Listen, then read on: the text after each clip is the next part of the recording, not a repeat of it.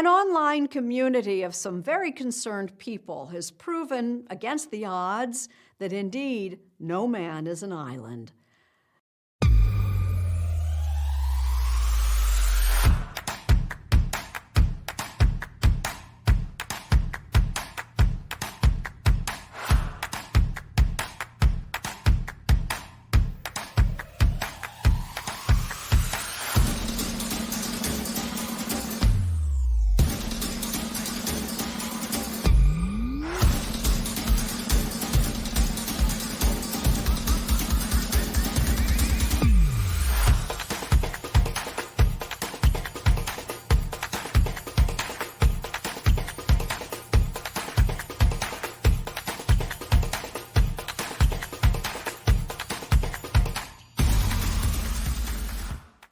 Contributor Nicholas Thompson, who's just become the new CEO of The Atlantic, has the tale of the hiker.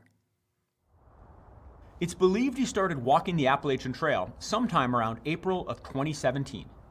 From a state park in New York, he hiked south and about 1,000 miles, and 10 months later, crossed into Florida. I saw a man walking on the side of the road.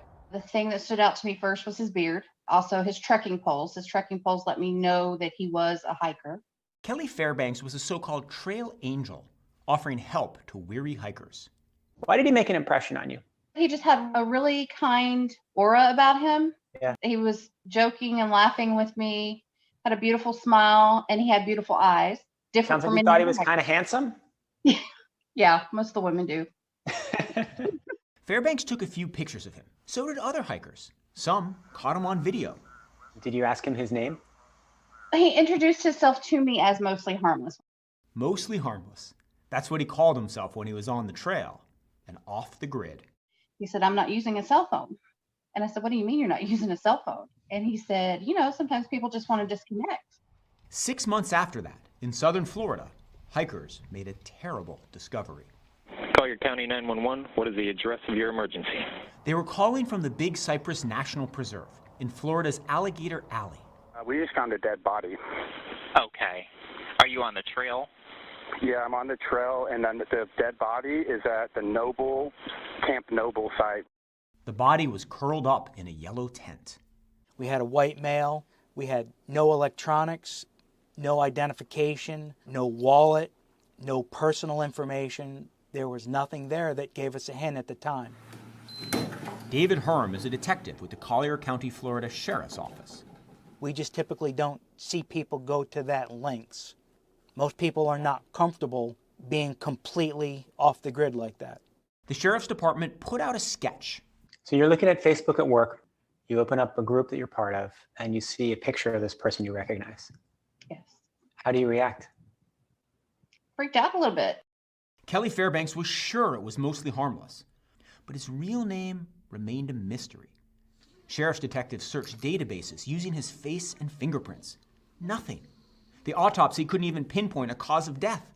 But over the next 2 years, the case slowly gathered attention. I do a lot of hiking and things like that, and that's part of the agreement, is we all know that we look out for each other. You don't leave someone behind. Natasha Teasley manages a canoe and kayak company in North Carolina. Surfing online, she became fascinated by the case of Mostly Harmless. She helped form a Facebook group to try to identify him, named for an alias he sometimes used, Ben Billamy. The group grew to more than 6,000 members. My phone stays blown up all the time with people sending me messages of like, could it be this person or could it be that person? Teasley went through public records, including a government website called nameless, a clearinghouse for missing and unidentified persons cases across the country. According to nameless, 4,400 unidentified bodies are recovered each year. You have looked at the face of every white man between the age of 25 and 60 who's listed as missing in the entire United States? I have. And there are a lot of them. There are a lot of missing people in our country. I was not aware of how many missing people there are in our country. The search didn't pan out, but a new high-tech tool held out hope. We're the only lab in the United States that does this kind of advanced forensic testing in-house. David Middleman is the founder of Othram, just outside Houston. Testing there would cost $5,000. money not in the Collier County Sheriff's Office budget. Enter the online sleuths.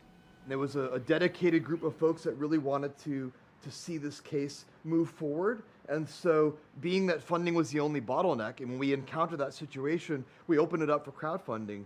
In this particular case, there was so much pent-up interest in the case that we crowdfunded it with the crowd in the truest sense of the word in about, I think, like 8 days. It was really quick.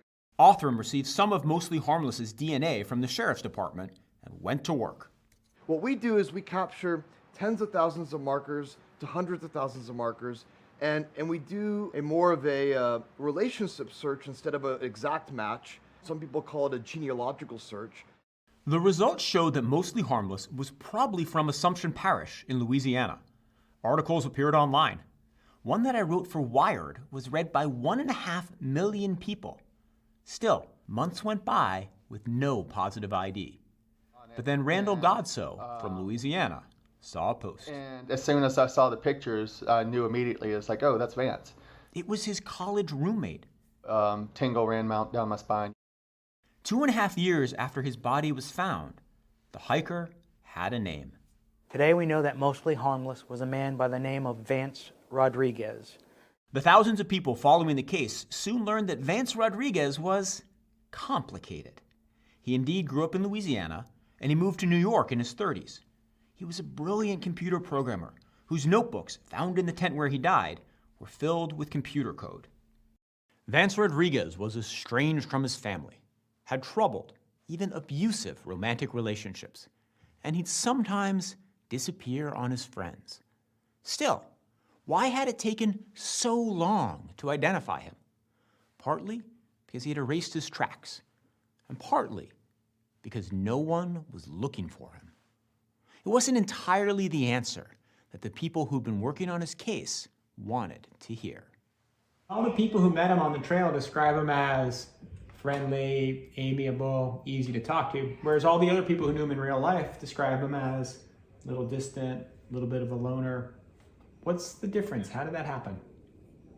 It's not really a difference. It's a difference in when you were talking to him. When he was in a good mood, he was very easy to talk to. He was very friendly, but he would also turn off and be in a bad mood. And the trail people never saw that, because if he decided he wasn't going to talk to anyone, he literally just would not talk to anyone. And so no one would know, no one would remember him, I'm sure.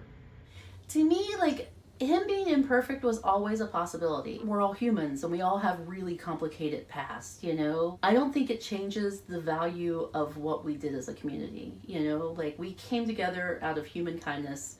And so Natasha Teasley started the Kindness Project. The idea is to harness the online energy that helped identify Vance Rodriguez and to use it to identify the thousands of others who remain missing and unidentified. It's a postscript to the strange story of Mostly Harmless, an effort to give names to the nameless.